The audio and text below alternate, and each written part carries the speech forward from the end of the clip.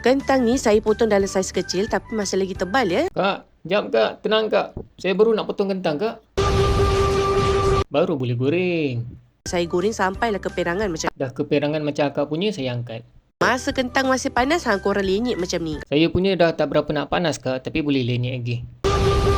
Bawang merah kecil dan bawang putih kita hiris nipis, kemudian kita masak sehingga agak keperangan. Goreng bawang merah, bawang putih, kacau-kacau, angkat. Saya gunakan udang kering ya, kalau anda nak guna isi ayam pun boleh juga. Udang tak ada, ayam habis. Tapi saya ada paste udang kak. Shrimp paste. Goreng je udang ni, kacau-kacau, angkat.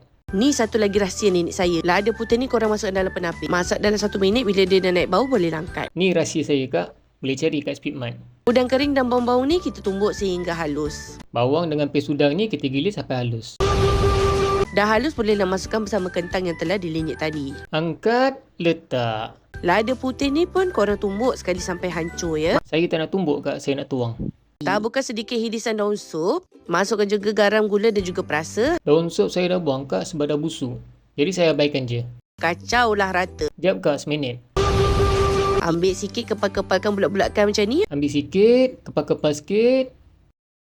Siap pula. Masukkan merda dalam adunan telur. Kak, sabar jap kak. Akak taruh je. Tiba-tiba telur siap Pastikan minyak betul-betul panas. Bila bahagian bawahnya dah betul-betul kering, baru korang terbalikkan. Jap kak, saya dah terlambat satu step ni. Salut telur, goreng. Salut telur, goreng. Terbalik-terbalikkan sikit. Lepas tu angkat.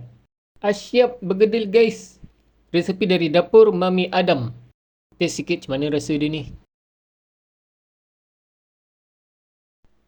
Uyo, crunchy. Rasa bergedil jadi guys. Tapi saya terletak lada putih lebih. Kuat sangat rasa dia. Rasa belacan pun terlebih. Tapi kira jadilah ni guys. Sedap ni. Okey, itu je guys. Jumpa lagi.